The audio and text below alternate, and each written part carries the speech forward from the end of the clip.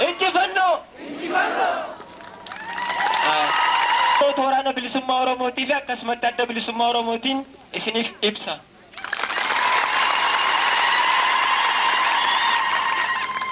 Sababa guyyaa eebbisaa keenya kanaa godhachuudhaan walumaa galattuu keessummoota keenya kan garaagaraa irraa dhufaniif akkasumatti haala mana barnoota waraana bilisummaa Oromootii fi eebbifamtoota guyyaa irraan sanaa laachisee walumaa galattuu wanneen harma walitti ibsame kana irratti ibsa bal'aa akka nuu kennan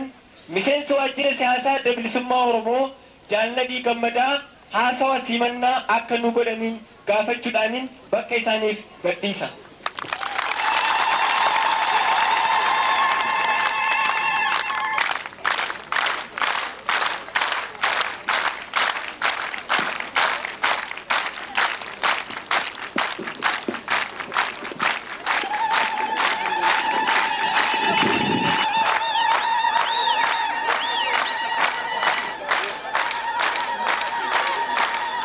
Oromoo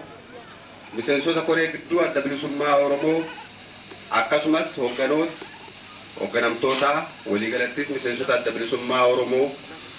ummata bal'aa Oromoo fi keessummoota keenya kabajamoo har'a sirna kanarratti nu wajjin argamtan dursee gaa sirna eebbisaa qaadhimamtoota miseensota adda bilisummaa Oromoo fi dabballoota adda bilisummaa Oromoo irratti yaamicha keenya kabajanii fi sirna keenya irratti argamuuf egaa qooda fudhatuu keessaniin gammachuun itti dhaga'ameen isin ibsuu barbaada.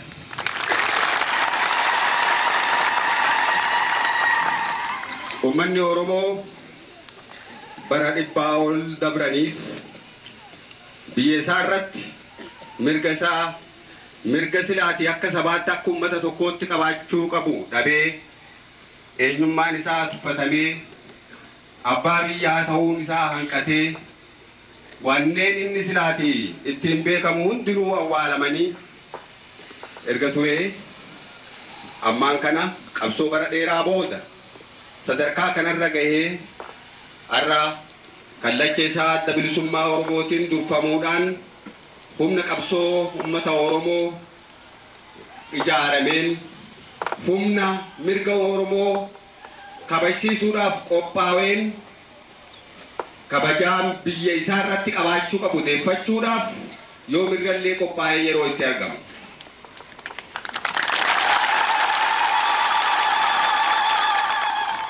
Uummanni keenya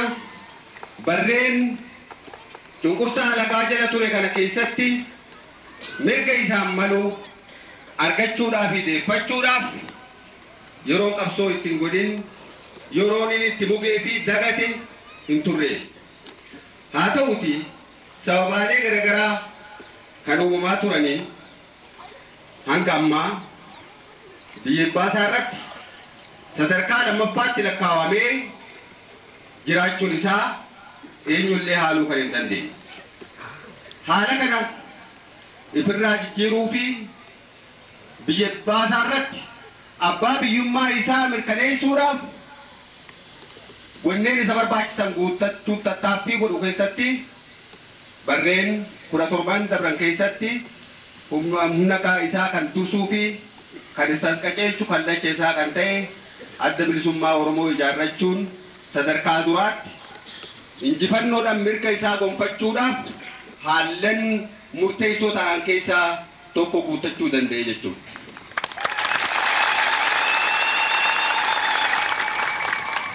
Dabrees dhaaba polotikaa kan horate kana akka akeekni isaa fiixa bahu gochuudhaaf haallan barbaachisan hundaa'u guutee argamuu fi qophaawaa ta'uudhaaf karaa hidhannootiinis taanaan humni keenya jechuun addi bilisummaa Oromoo kan kallacha ta'ee nu dursu humna waraana bilisummaa Oromoodhaa ijaaree yeroo haalli gaafatetti qabsoo hidhannoodhaa if qusannoo malee haallan hangam jajjabaatan yoo uumamanis danda'achuudhaan tarkaanfiilee hin tuffatamne fudhachuun uummanni Oromoo yeroo duraatiif erga gabrummaa jalatti kufe booda har'a ifaa sadarkaa tokkootis ta'u akka arguu fi mirga abdachiisaa akka gonfatu gochuun danda'amee jira jechuudha.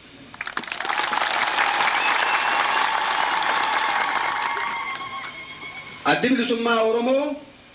durumarraa kaasee uummanni Oromoodha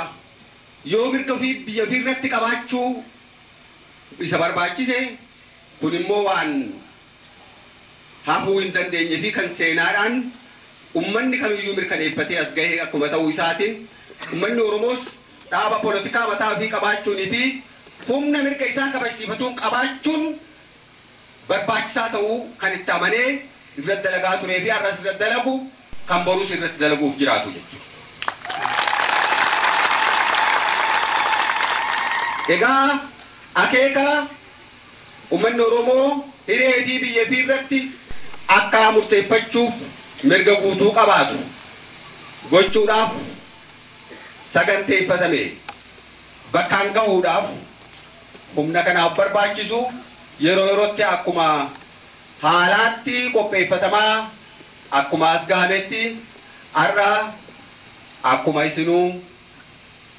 uummanni keenyaa fi kabajamtoonni keessummoota keenyaa argitanitti humni waraanaa bilisummaa Oromoo cimsuudhaan nagayummaa keessatti mirgi uummata keenyaa kabajaa akka qabaatu gochuudhaaf haalli immoo boora'u yookaan barbaachisaa yeroo ta'utti mirga uummata Oromoo kabajsiisuudhaaf irree uummata Oromoo cimsuuf humna uummata bal'aa keenya keessaa qabsoo isaatiif adda bilisummaa Oromoo jalatti hiriire ijaaruudhaan leenjisuudhaan karaa poolitikaa fi qalamaatiinis barsiisuudhaan qopheessee asiin gahee jira jechuudha. Yeroo leenjisaa kan dabre kana keessatti humni keenya kun osoo rakkinoota garagaraa kan qilleensaa kan jireenyaa osooniif isa hin eeggatinii fi ittiin rakkatin qabsoo keenya kan qalamaa kan keessattuu kan afaan Oromoo barreessuudhaan barachuudhaan akkasumas immoo barnoota karaa poolitikaa yookaan karaa siyaasaa jala bu'ee fudhachuudhaan haala boonsisaa fi haala gammachiisaadhaan barnoota isaa xumuratee jira jechuudha. Karaa kaaniin uummanni bal'aan keenya kan kanuu jiruu fi kan fagoo jiru sagantaa naannawa kanatti jalqabame kana akkuma karaalee biraatti deeggarsa irraa eegamu hundaa'uu gochaa turee fi humni qabsoos akkasuma immoo wanneen qabsoo kanaaf barbaachisu guutuunis uummata keenyarraa kan eegamu ta'uu isaa beekuudhaan waan eegamaa ture olitti dhugumatti haala boonsisuu fi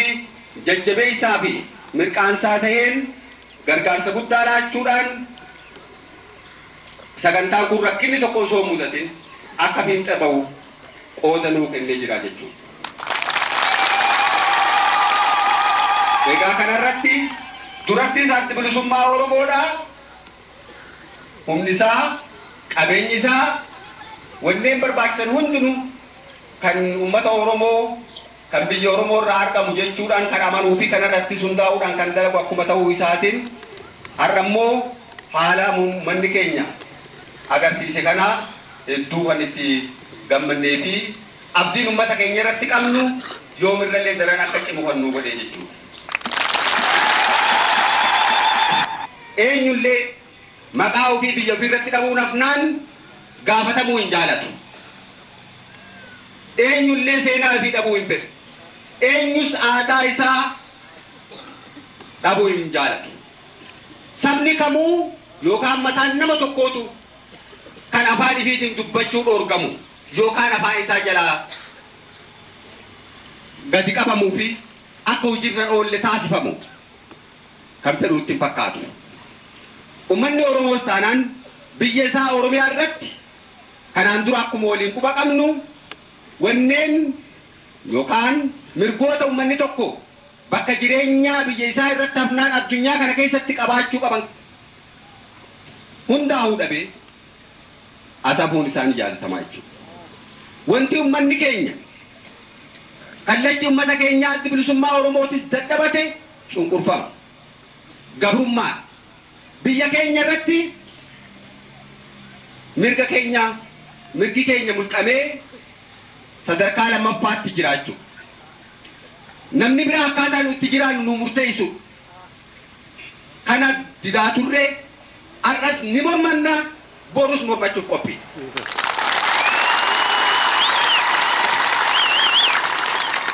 Gurraachi, adiin, diimaan yookaan immoo magariisni yoo jiraates kan samiirraa bu'ee dhufullee osoo kan argamu ta'ee eenyu jalatti biyya keenya irratti kana seera kanaan bulii heera kanaan bulii akka dabbuun hin jedhu akka jiraachuu hin feenu jechuudha.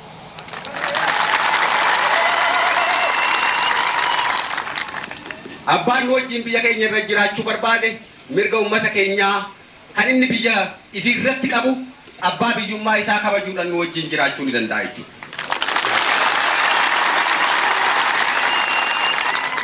Oromiyaa irratti yoomillee taanaan murteessan uummata Oromoo qofaa jennee tamanna.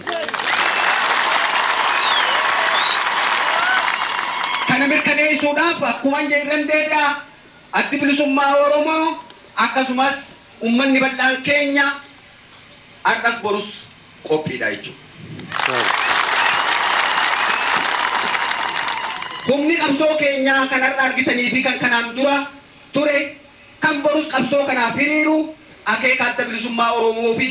akeeka ummata bal'aa Oromoo kana bakkaan gahu kan qophaa'e jechuudha. Kanarraa kan hafe mirgi abbaa biraa kan inni dabreetiin saamuu barbaadu yookaan miidhaan addaa ummata keenya ittiin dursaa turee fi har'allee ittiin dursuu borus ittiin dursuu isa kanaa jechuudha. Kana ummanni keenya hanga maayyiitti nuu fudhachuudhaan akka adda bilisummaa Oromoo jalatti hiriiree fi tinnisee hanga maayyiitti akeeka ofiitiin xabaafachuudhaan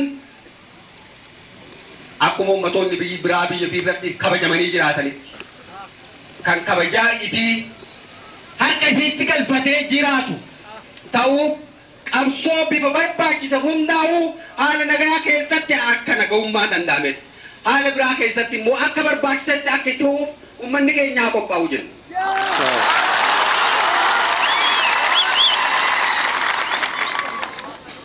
Egaa leenjifamtoonni keenya kanarraa hamilee mirga uummata Oromoo bilisummaa Oromoo guutuu argamsiisuuf kabajsiisuutiin kan qophaa'an kan mirga uummata biraa kabajan kanneen naamusaan ciman kan uummata keenya fi uummata cunqurfamaa biraas rakkina keessaa bahuudhaaf qophaa'oodha ta'uu isin ibsaa asitti argamtanii gaasirna keenya kan humna kanaa eebbisuudha irraa qooda fudhachuu keessan isinis baga gammaddan jechaa nus gammachuu qabnu isiniif ibsaa kanuma inaasoo akeetu muradhaa injifannoo uummata Oromoof.